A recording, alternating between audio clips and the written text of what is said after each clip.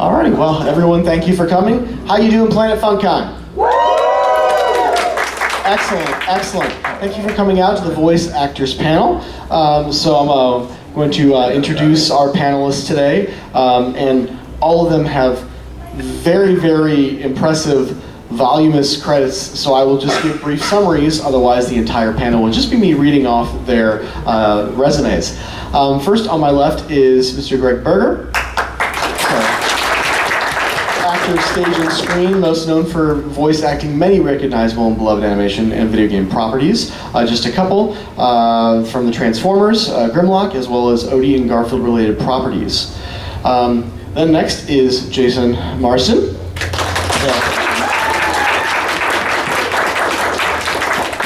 Jason has acted in numerous TV shows and films, both live action and animated, as well as video games. Just a few examples: Nermal in the Garfield Show, Max Goof in the Disney Goofy related properties, and multiple animated DC and Marvel properties as well. So, okay. Then we have Jeff Hayes.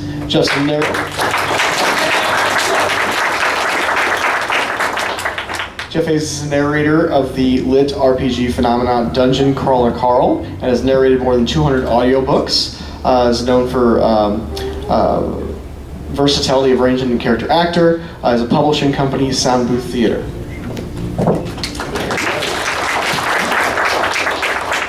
And then last but certainly not least, Cal Dodd.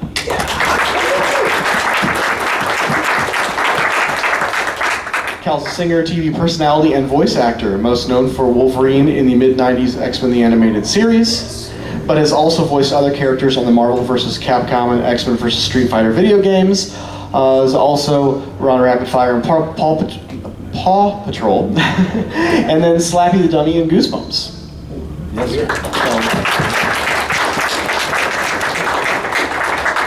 Alrighty, so I just have a few general questions I'm going to throw out to the panelists that they can riff on, then we'll open it up to audience Q&A. So, first question I'd like to throw out is, what attracted you to voice acting? And we can go ahead and start with Greg. Acting, because it's not voice acting, it's voice acting. And my whole background, my whole jam, my whole attraction, what lights up all the sensors in my brain has always been stage, and that's what brought me to everything good that happened after. Everything good that happened after happened because of theater training. Theater and improv are your two rocks if this is something that you ever want to get into or find your way towards. I was seen in a moment that changed every day of the rest of my life, understudying in a show that I had come to Los Angeles from New York. I thought no one would ever see me.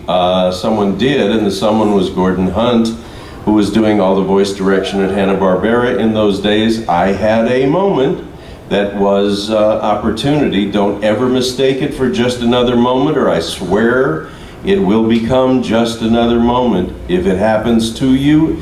And I'm just enough of a stupid idealist to believe it happens to everyone. Seize it, or it'll slip through your little fingers. He came backstage. He knew I was the understudy. He knew I was in adrenaline overload. It was a perfect performance, and he said, if you're as versatile as what I just saw on stage, we should know about you at Hanna-Barbera. I said, you've had my demo for a couple of months. If you move it from the bottom of the pile to the top, I'd love to be doing what you're doing. He said, you got a lot of nerve, don't you? I said, never, but if this is an opportunity, I'm not letting it go. And he said, you busted me. I love it. And we'll be seeing each other. He had me in less than a week later. He introduced me and said, I think he's one of the new kids, and I swear on my real life that it changed every day of the rest of my life. Don't be afraid to do the inconvenient thing when it's the right time. But at that moment, you better have done your homework. That's not when you start getting ready. That's when you say, I'm ready. Anyway, hi.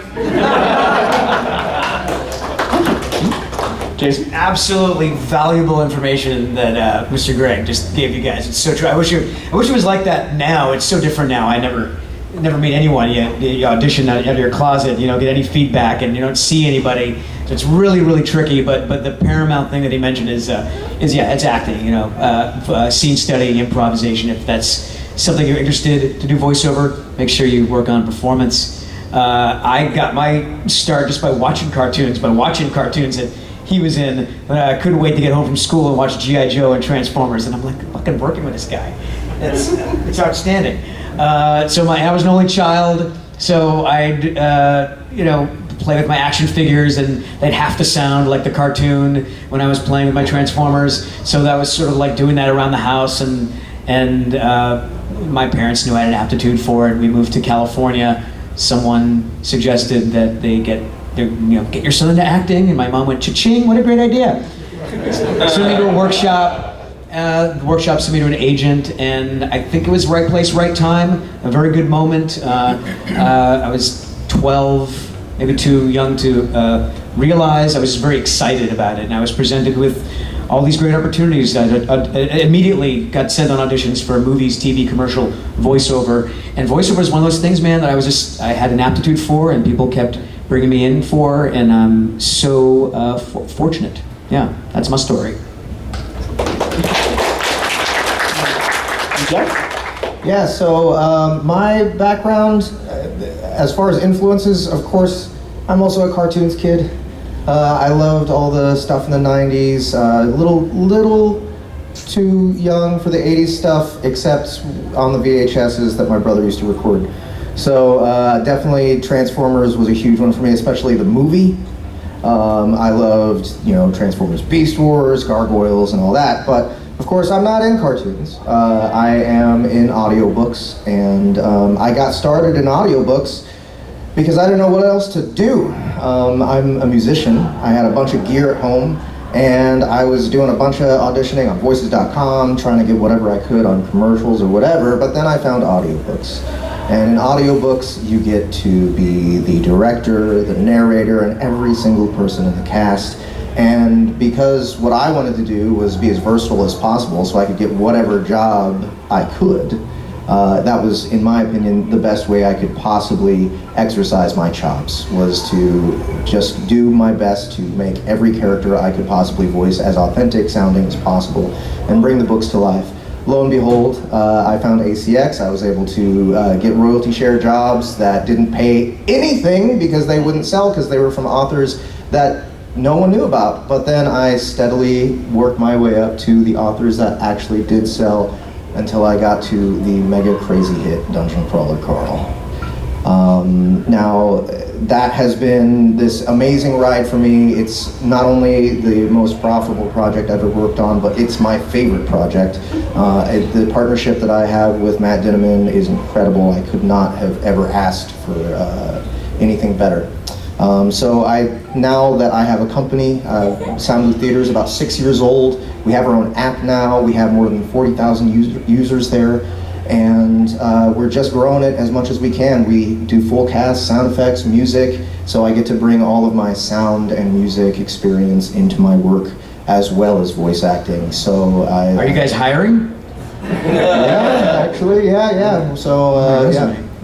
We'll always look at emails, definitely. So, okay, that's fine. That's my journey. It's different from these guys, but these guys were a huge influence on me, I guarantee you. So, thank you, Jeff. And Cal. What was your question? Why did you get into voice acting? Yeah. For the money. Yeah, right. Because I was a singer. I was the top guy in Canada for singing jingles, commercials, and all that stuff. Did a rock opera of Hamlet on theater, and went to New York with it with my little brother Rory. Rory stayed with the show. The Three Dog Night in the U.S. was breaking up, so they put together a group, a capital EMI recording company, put together a group to replace Three Dog, and they happened to be one of my favorite groups. So we auditioned, whatever, and singing, and we put the band together. Skip Prokop from a band called Lighthouse, and we rehearsed underground for like 7 to 10 months, whatever, and then boom, went to New York, recorded the album, first album, and then toured with Joe Cocker, which is eye-opening for me.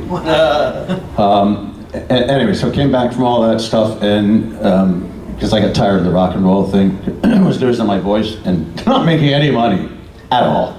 Little or nothing, because you're a brand new act.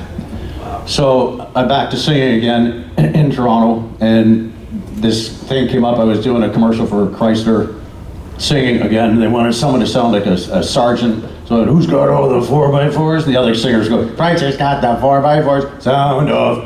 And someone remembered my name for that and phoned me. And I had never done a voiceover, but all I knew about voiceovers was that they got paid twice as much as singers. Singers never got more than scale, ever. It was just an unwritten rule.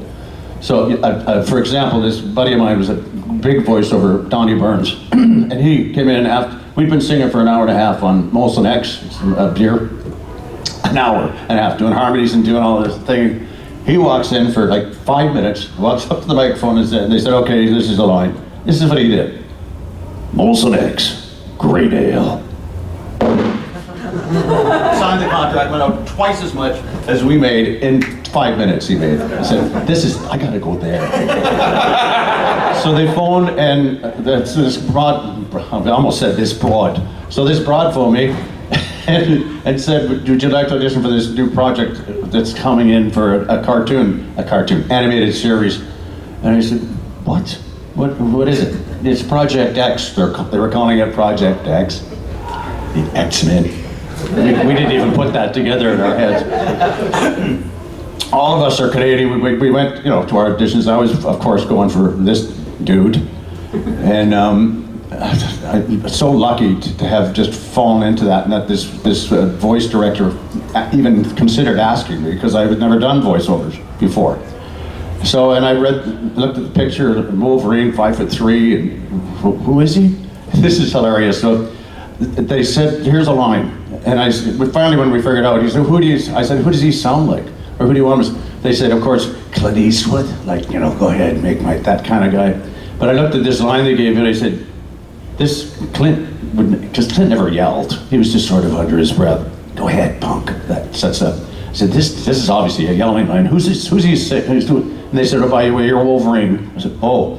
I said, and the person you're yelling, I said, who is that? He said, Sabretooth.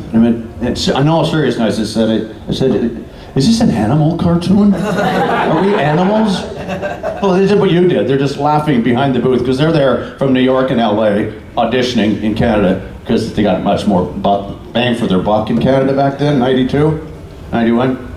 So I read this, they said it's Sabretooth, and so they explained it to me. And it's the only line, it's the only one that they gave me to read, and it was just, all right, you egg-sucking piece of gutter trash. You always did like picking on people shorter than you. Well, I'm shorter, try picking on me. That line. And they just went, oh, okay. Yeah. So then I got a lot more lines to read. And that was, of course, in animation and stuff, it's not like commercials for, national commercials, which pay a lot of money. I was kind of disappointed in the pay, because they pay a double up front, but that's to buy out for 5 years. And it's just, anyway, it was, to step into this role from doing nothing to this iconic dude, it was just a blessing in disguise, and the rest is, I just went on from there, and so happy that it happened. Excellent. Thank you, Cal. So we'll start again with Cal and move back this way. So my next question is, how do you approach performing in this space as a voice actor compared to, say, performing live? Right there, I'm sure there are differences in approaching each type of performance. So. Well, I would only perform live singing. No, say, I can't imagine just standing up and doing what? You mean like in a theater sort of thing? Yeah, or? I mean, performing in front of people singing, right? Oh yeah, for sure, singing. Well, that makes sense. But I can't imagine just getting up and talking to them. Kind of like this. This is why I don't do it. Yeah, so the difference between audiobooks performed in a booth and performed live, I really don't know how much difference there really is, aside from, pausing for laughter or something like that. Also, when I'm in the booth, because I have so many characters, I'm operating the DAW at the same time that I'm recording. Yeah, and I'm switching tracks between characters because each character has a different EQ and they're panned differently and all that. So I set up all my characters in different tracks, and then I just like blindly change them. I'm like, it's just second nature to me now. So you're engineering yourself as you're... Yes. And so... You're weird. You have no idea. You're a weird pup. But yeah, the thing about narrating an audiobook is it's lonely. You're just shut up in your booth for a long time. And so live, I actually have performed some audio drama live back in the late 2010s for the Here Now Festival, and that is a blast. It's like playing in a band, right? It's like you have your music right in front of you, except it's your lines, and then you have your Foley guy behind you, you have the rest of the cast next to you, and you actually get to react with each other, which is great. I'm used to reacting to myself, right? So it's Like I said.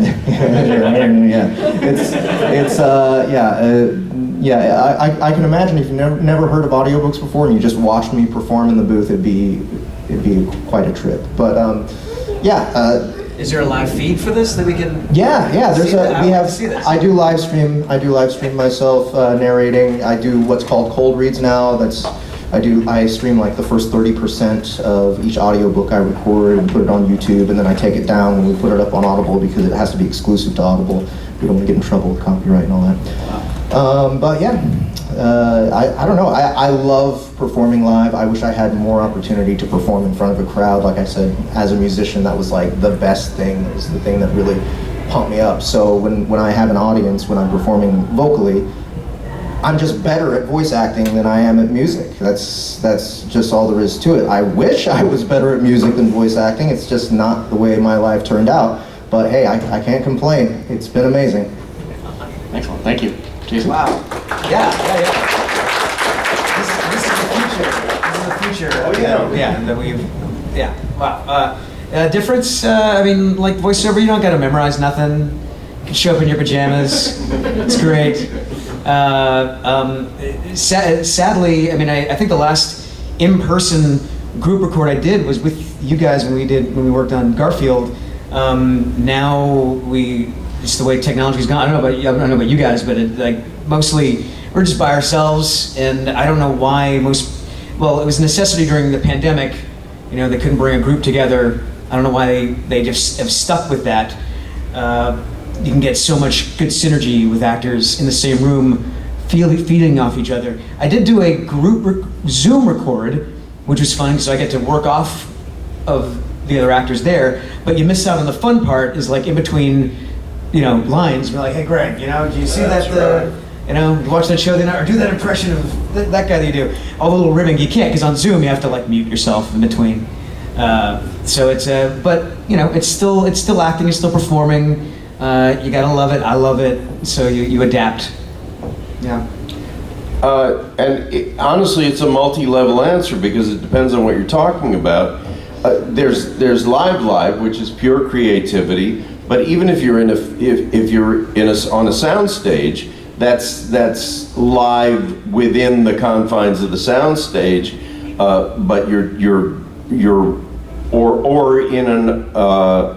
in an audio recording booth, you're live with the people that you're with. If you're in a community, look, the work that we do is contagiously more. If you're saving the galaxy, it's more urgent when everybody's in the same room at the same time. If you're disembodied, if you're isolated and alienated in a booth at home or via Zoom, it's more detached. There's an immediacy to being in the presence of the people that you're acting with. If you're acting in front of an audience, that's really pure creativity.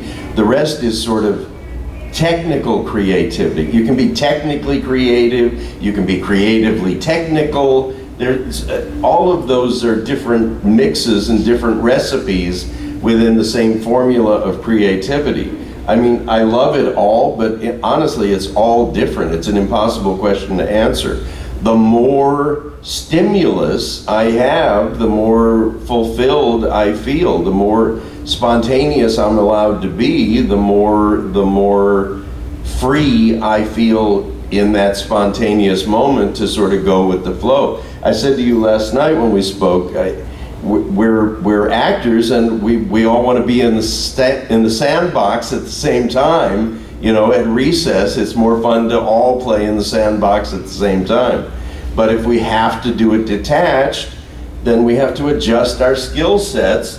And if we, God forbid, if we have to be adjusting levels and stuff at the same time, that's a crazy jigsaw puzzle to be putting together at the same time. But you adjust your skill set level, and if you want to continue playing, then you have to add new tools to your toolbox to continue being competitive. So it's like that. Excellent. So, balance of flexibility and play. I'm going to pause in my list here and see if there are a couple of audience questions. Yeah. Oh no! He doesn't like I'm audience pretty loud. questions. I don't need that. Thank you. Project. So I'm actually going to play off of what you're talking about right there, getting a new set of skills. So what is your opinions on places like Fiverr, Voices 123, and do you have places you'd recommend that are better than them for people who are getting their foot in the door, besides ACX? Do you mind, and this is my opinion of something at Fiverr, I'm not familiar with everything else, but Fiverr is, look, it's a great opportunity if you're getting started, you want to get work, it's a great way to put yourself out there. However, it's something to consider.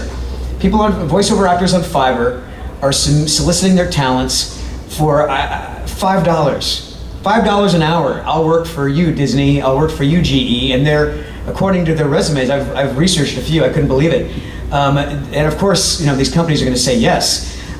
So if those performers are undercutting us, okay, because they're definitely going to go with them instead of, you know, paying a seasoned actor what they deserve. And I don't know, maybe you get what you pay for. I don't know. I don't want to discourage people from seizing those moments, but you have to understand, like, I know I frown upon Fiverr. You know, yeah, it's easy.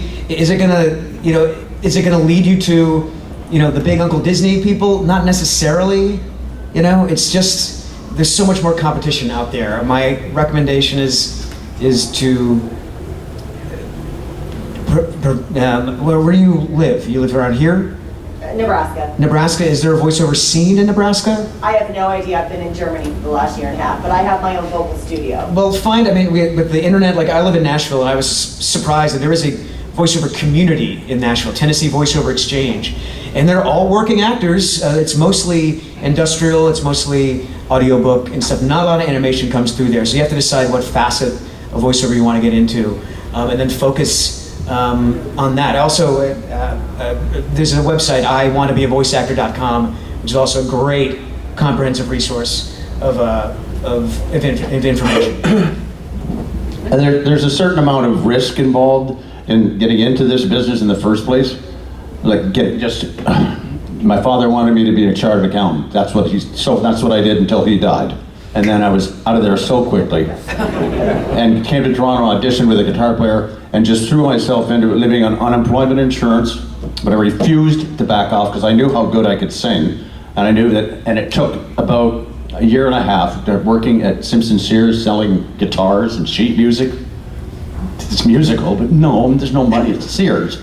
So you just stuck it out, unemployment insurance, and got my first audition with the singing a jingle, watching them, and got into it. And as soon as that door opens, get in there and just let it all hang out. And then, because they were just like, holy shit, where have you been? I said, I've been here for the last year and a half, but you wouldn't see me because it's a very tight clique amongst the jingle singers and voiceover people. So, and my brother, to end this story out, we went to New York, as I told you, with the Broadway show, the Hamlet thing, went on Broadway, we were working with Gower Champion. I decided to go with the 3 Dog Night thing, the rock and roll thing. Rory stayed there, and 5 years younger than I was, in New York City, and he was moved into Hell's Kitchen, and stayed there, and was in the Broadway show. It closed with Beverly D'Angelo, who moved with us from Toronto. She's now a great actress, and, you know. Anyway, so they stayed, and he met Meatloaf was in the show, cast in the rock opera Hamlet, and that started Rory with Meatloaf and Jim Steinman. Rory did all the demos for Meatloaf for his vocals, so me could learn it from Rory, who could sing, me could scream. And, no, it's true. And so they're in the studio at 2 o'clock in the morning, and Jim Steinman says, "Ice," because Rory's from Canada, "Ice. Can you do this demo? I'm doing this thing for Bonnie Tyler. He said, "It's 2 o'clock, Jim. I'd like to go home." He said, "It'll take you 10 minutes, 20 at the most." So he did it, did the song. He ended up on the Grammys with her, with Bonnie Tyler, and he just sang, "Turn around every now and then," from Port Dover, where he worked in the beer store, to immediately to the theater. I got him that job, and then he went to New York, and he never came back. But you've got to just get in and do it, and God bless him, in Hell's Kitchen, he just struggled, and he's back home. I mean, he's retired now. It's just get in and do it if you want to do it. If there's an opening, it's rewards and responsibilities. And to what Jason's saying, I'm loyal to the guilds that are loyal to me. But as far as if I were starting, if I were not attached, if I didn't have those attachments, I'm a big fan. This is going to sound cryptic, but it's not. If the front door is locked, try the side door, try the attic space, try the crawl space. If there's a point of entry, make your point of entry. And there are rewards and responsibilities all along the way. If you can get in, get in. If you can take your shot, take your shot. If you can get heard, ultimately, wherever that opportunity is, it will be based on, I guarantee it, like his brother, whatever makes you unique and individual, if you have the confidence to stick that out, it will be noticed. If you want to be remembered, be memorable. You know, it sounds like nonsense talk, but it's not. And don't be afraid to look at your resume every 6 months. If what you're giving up is not worth what you're getting, reassess. Don't beat your head against a brick wall for no results. If you're investing and not getting any return, pay attention to that. But if you're at a break even and you like that you got what you're getting is worth what you're giving up, then if you can do what you love doing, do what you love doing. You know, these are unsatisfying answers. Of course they're unsatisfying, but they're the only answers. And be prepared to take no. Because there is a lot of talent out there, a lot of it. And you have to be able to take the no, you didn't get this one. Okay. And we all have equal parts of idealism, naivete, and stupidity, because we believe it's going to happen. Yeah. Jeff looks like he has some. Yeah, just Like, we're not going to let Jeff talk. I mean, Exactly, we all share that. yeah, on the subject of Fiverr, voices.com, yeah, those websites do create downward pressure on prices. But in every market, there needs to be downward pressure on prices in the same way that there should be upward pressure on prices. It's always a fight. It's always an up and down. The only way to create stability is to corner it and control it. So here's the thing about getting $5 a job on Fiverr. When I was on voices.com, I was getting $200 to $600 a job when I would land them. But I was working 80 hours a week, auditioning 100 times a week, and landing maybe 2 jobs if I was lucky. So $200, $600 job, it took me maybe an hour to complete either of those jobs. But the rest of that time I spent auditioning, I was getting paid $0. That means that $200 to $600 I was getting for that job, if I were to look at all the work I was doing that entire week, I'm getting paid less than minimum wage. So even at $200 to $600 a job, I'm looking for any opportunity to get out of that situation. Anyone who's good and charging $5 per job, they're gonna get flooded with work to a point that they have no choice but to increase their prices, or else they're just leaving money on the table. So there needs to be these bottom rungs for people to try and get up. But there's no way that $5 a job is going to price real guys like these gentlemen up here out of the market. They're in demand. People know their voices, people know their names, and that's valuable to producers. I mean, look at all of you people here. You're all here to listen to voice actors talk about their work, and people care. People care about whose names are in the credits. They want to go to cons and get their X-Men t-shirt signed by this guy. You can pay me and I'll make sure they get theirs. Right? So I mean, this human element it's undeniable, and as long as we're really good at what we do, we'll always have that demand working for us. And so, you know, anyone who's in that Fiverr world, if they find a niche where they can make good money doing $5 a job, I mean, I guess more power to you, but no one's going to be able to replicate it, so it's not going to be a constant thing. And again, that's where I came from, and there ain't no way I'm doing a job for $5. I'll do a stupid voice, voicemail message for a fan who comes to the con for free, you know, because I'm just showing appreciation for the people who appreciate me. I'm not doing it for Disney. Hell no. I'm not doing it for a big production company who I know they have money, right? So they're not getting my name, they're not getting my voice on their stuff. So, you know, there is downward pressure from those sites, but all we have to do is behave in the ways that make sure that we get the pay that we want. And if we can't do that, we're talented people. We'll figure it out. We'll figure something out. Figure something else out. We'll do something else with our voice where we're appreciated. And come to our tables. We'll make lots of funny voices for you and entertain you. And I'll try to answer, you know, the rest of the questions, like Squeak the Mouse from the Garfield show or something. We need to lively this up. Yeah. So, yes, thank you. In the spirit of that, another audience question. This is for each of you. Who's your favorite character you've ever played? Favorite characters? Oh man, it's like picking my favorite child. I only have one child, so that's easy. But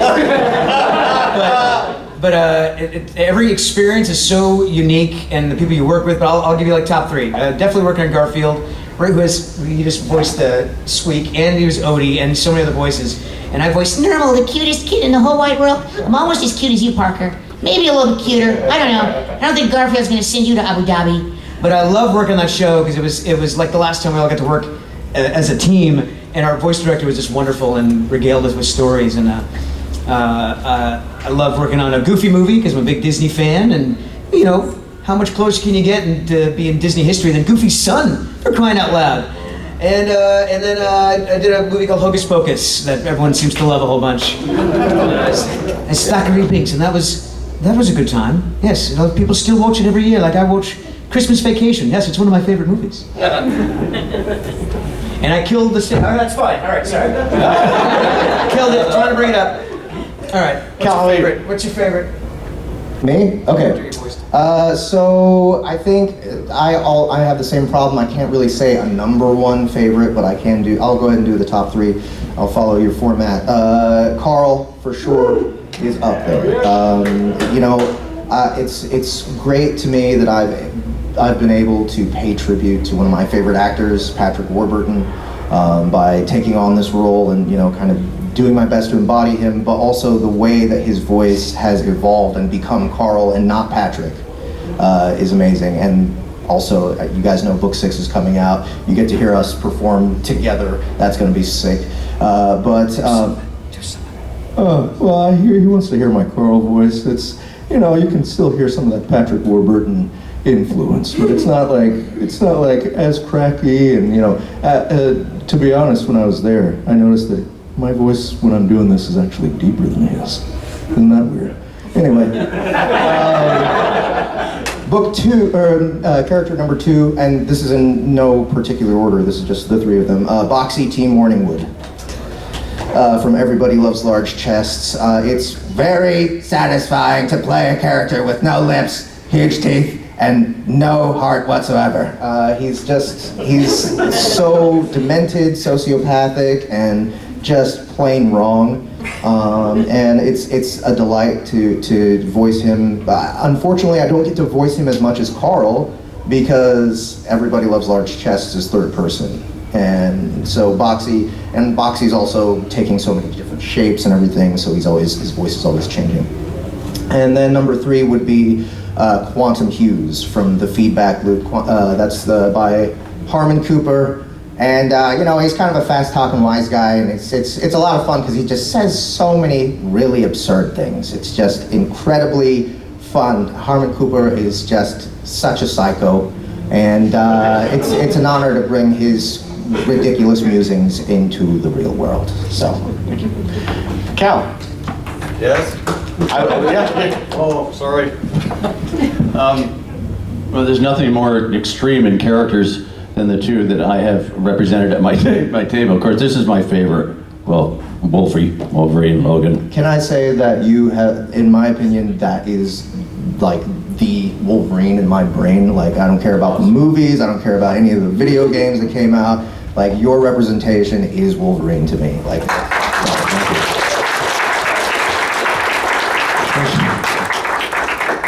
Which brings me to the time, the one and only time that I met Hugh Jackman.